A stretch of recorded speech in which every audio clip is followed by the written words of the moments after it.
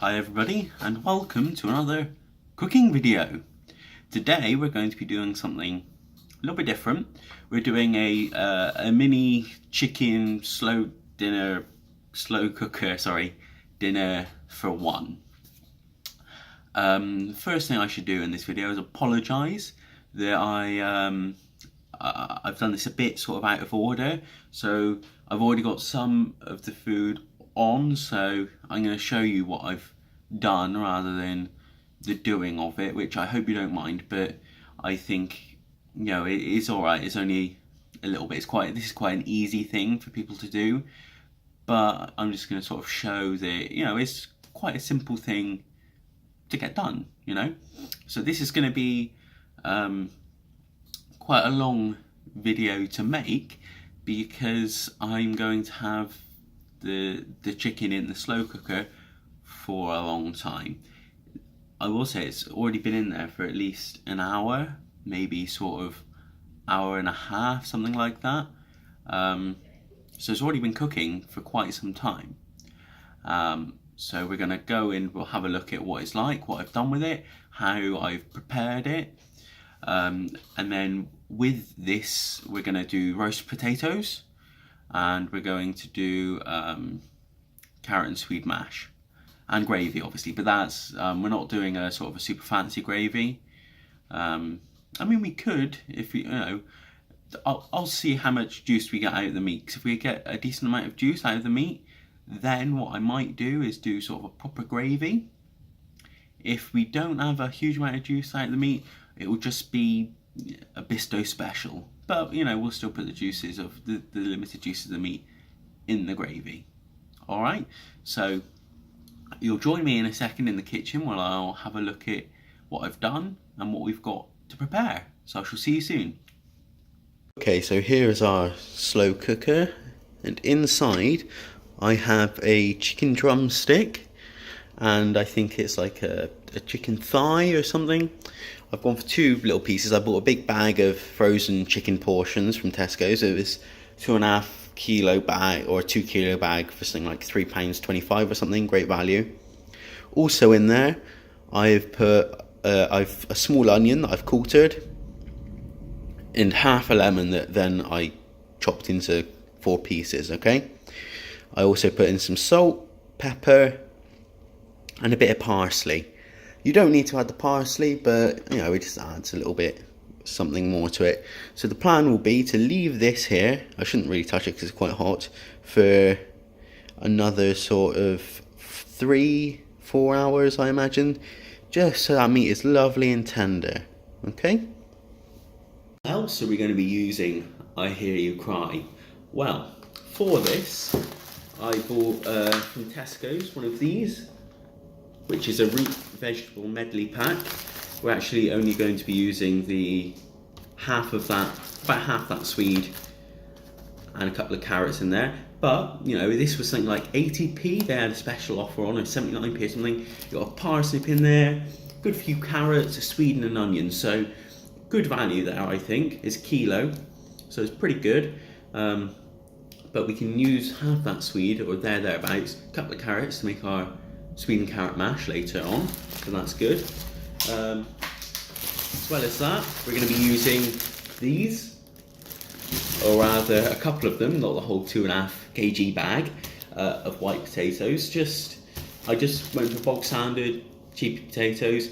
If you want to use something a bit more, you know, a specific variety of potato, if you like Maris Pipers or King Edwards or whatever, then go for it. I've just gone for these simply because, you know, they're cheap, and I don't particularly use a whole lot of potatoes. So if these end up going off, which I would like to use them before they do, but if they did go off, it's not too much of a loss because, I mean, I don't use a terrible amount of potato. But that's just me. Now then, because this is just your sort of Sunday dinner for one, I'm not doing anything particularly fancy here. As you saw with the chicken, I just chucked it in there and I'm leaving it for a good amount of time. The plan will be then to take the chicken out of there when it's ready, and we'll do it for 10 to 15 minutes in the oven afterwards, just to sort of crisp up that skin a little, all right? But before then, of course, we're going to be parboiling our potatoes and then transferring them to the oven while they'll roast. As well as that, we'll be boiling the carrot and swede before mashing it. And yeah, so roast potatoes. What I'm going to show you here is roast potatoes aren't something that's particularly difficult to do. Just put a little bit of love in, and you'll be fine. Lots of people will do it different ways. Now, if this was sort of a special occasion, or if I was doing it for quite a few people, I'd probably do the potatoes in beef dripping. Something that's terribly bad for you, I know, but it tastes wonderful. But this is just for me, so I'm going to use a bit of vegetable oil or sunflower oil, what I've got in the cupboard. You could also use butter if you'd like with the potatoes. And you can do all sorts. You can put a couple of cloves of garlic in there, a couple of sprigs of rosemary or something. I'm just going for simple here because this is something that's quite easy, nice, nice to have something on a Sunday, just for yourself. And again, this is something that's quite. I want it to be simple and easy for you to do. All right, so that's the plan. All right, and when the chicken's nearing is done, or about an hour before it's done, I'm going to start doing all of the rest of the prep. All right, so see you then. Ta-ra. All right, so the chicken is still going nicely. The next thing we're going to be doing is to start to peel our potatoes. Now, just chop open that bag. If you like to do it with a peeler, that's absolutely fine. I won't be using a peeler, I just like to use a knife, right? So if you take a cupful for one person, so we'll have a small one, a medium, and two medium is a good amount, right? So the bigger one, I'll just first of all chop in half. So a lovely potatoey inside. And that one I'll also chop in half, that one I won't. And just sort of work off the skin from the exterior. If you've got a peeler, feel free to use that. I just much prefer to use a knife, and I understand that there's likely more wastage if I'm using a knife. However, the thing is that I just don't particularly get on with using a knife peeler for some reason. It's just sort of not something I like to use. Alright, so we want to make sure our potatoes are all sort of a similar size. You don't have to make it perfect. You can have a bit of variation, some crispier ones than others. Generally, you don't want too much variation in the size. And with this, you can be slightly rough. You don't need it to sort of be perfect. You don't have to get off every last inch of skin and all that. The thing about a roast dinner that I like is sort of quite a homely, rustic-y feeling to it, So having slight little nubbles of skin or whatever, it doesn't really bother me. If you're doing it for other people and maybe you want to have perfect presentation or what have you, then maybe go for all of the skin off. It's up to you. But I'm just gonna peel off these potatoes, and once I'm done, I'll get back to you. So I'll see you in a mo. Okay, so the potatoes are in the water. I'm going to bring that up to the boil. You want to make sure they have a nice fluffy exterior on them. I've put a little bit of salt in the water, and while that's going, I'm going to prepare our other veg. All right. I'm going to open up our stew pack, or our root vegetable packet, and I'm going to start to prepare this. Now, you can see here we've got our vegetables. We can take out a couple of carrots. That should do. And I'm going to cut our swede in half. Alright, so first things first, I'm going to rinse these off. Alright, so I've rinsed off the veg, cut the swede in half, and I've just peeled off the skin of this one, just a little bit left there.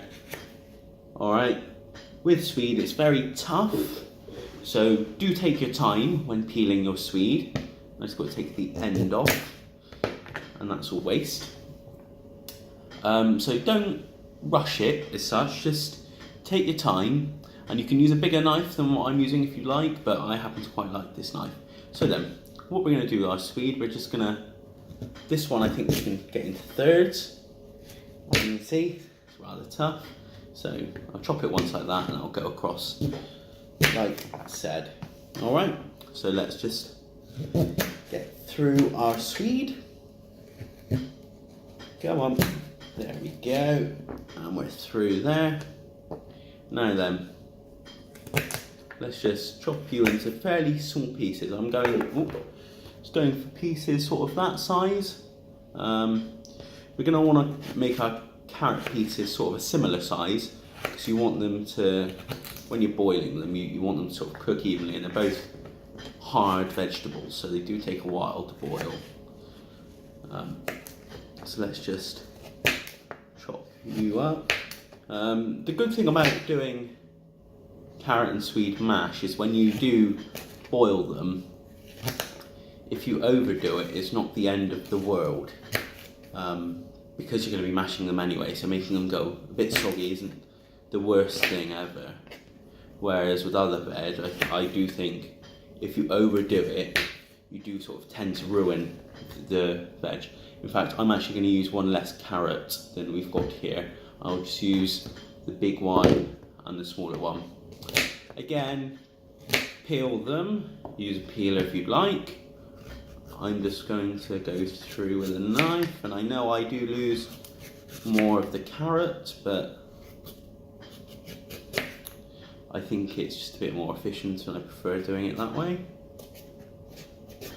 Just go through, right down the side, get the majority of that skin off. You don't need to be perfect about it, as I said, when doing the potatoes. You just need to make sure you get the majority off. For this one, I'll chop it in half before peeling it. So let's just go down the side, like said.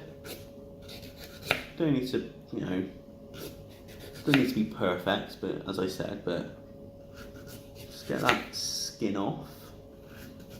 I would say when doing this, be more, if you can remove all the skin, do so, as opposed to the potatoes, because skin, when you mash it, can make it go a bit sort of almost bitty. I don't know. It doesn't break down as well. That's something to do with the fibre in the skin or something. But you don't need to make it, you don't need to be perfect, but just try and get the majority of it off. Oop, that one was a bit much flesh.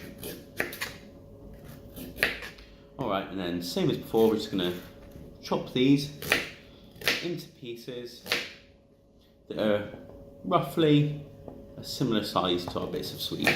Don't need to be perfect, but just sort of good chunks. So when we mash it, when we boil it, they all sort of cook similar time. Alright, so when the potatoes are done, I'll be back, so see you in a minute. These potatoes here, they're ready for me to take out, and I'll show you how I know. Essentially, you want to stick your knife in, and it just sort of slides off like that. And you can see that they're sort of trying to fluff up around the edges, alright? So I'm going to take these out now and put them on a baking tray. Okay, so we've got our potatoes here on the baking tray. What I've got next to me is some oil, salt, pepper, and a spoon. Now then, we're going to want to put on this sunflower oil. We're going to want to put on about a spoonful of this on to our potatoes. So just carefully put your spoon and just drizzle it over them. Just enough to sort of coat them. I will put on slightly more, but not much, only a tad more. So you don't want too much or else they'll end up too oily. But you want to just generally coat them a bit. If you've got spray oil, that can be good to use as well. Now, a good liberal coating of salt on the top, and a nice bit of pepper on there. That's, for me, this is what I like. A nice amount on the top there. Now then, I've got the oven heated to 180 degrees, fan assisted, 200 not fan assisted. And what we're going to be doing, putting in there for about, I want to say 40 minutes. However, we're going to come back after about 20 minutes. After they've been in for 20 minutes, we're going to then take our chicken out, and we're going to put it on here with the potatoes just to crisp up that chicken skin. Alright, so I shall see you soon. About 10 minutes into the potatoes cooking, 10 minutes gone, and we're going to put on our carrot and swede to boil. Alright, okay, so that's chicken out of the slow cooker, and as you can see, because it's, you know, that's, I think that's pretty much cooked all the way through, but we want to crisp it up because it does, you know, it will look a lot better and a lot more tasty if it's all crisped up. So I'm going to put a little bit more salt and pepper on it and whack it back in the oven with the roasters for another 20 minutes. So that's, the veg here is nice and softening up. So what I'm going to do is I'm going to drain it, but I'm going to keep the water in a jug to use in the gravy. I've taken the juices out of the slow cooker as well, put them in a pan and added a bit of flour and just mixed it in. Alright, so I'm going to drain it into a jug and I'll see you in a sec. All that I've done here is I've just mashed it up and added a good amount of seasoning. I think the key to a good carrot and swede mash is having a lot of black pepper in. Now what we're going to do is we're going to take this pan, we're going to put it onto the heat. Now then, when we're doing our gravy, the key thing here is to keep stirring it all the time. I'm going to add a small amount, maybe 150 ml of the veg water, and a small amount of gravy granules, alright?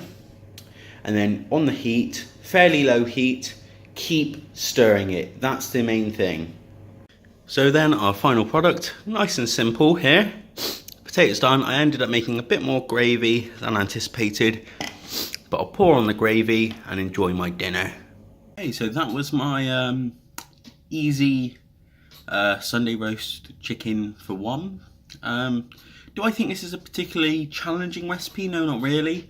Do I think this is a particularly good recipe? Well, it's not bad.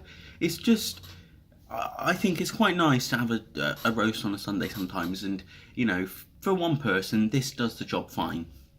I could have made it a bit easier, you know, using just gravy granules for the gravy instead of using any of the juices and things like that. But, you know, it was nice. The meat fell right off the bone, and it was a good roast dinner. So, would I do that again? Yes, I would.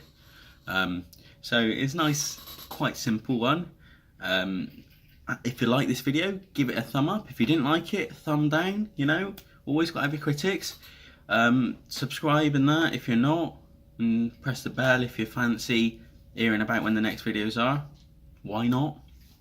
And thank you ever so much for watching. It really does mean a lot to me. Thank you. Happy cooking.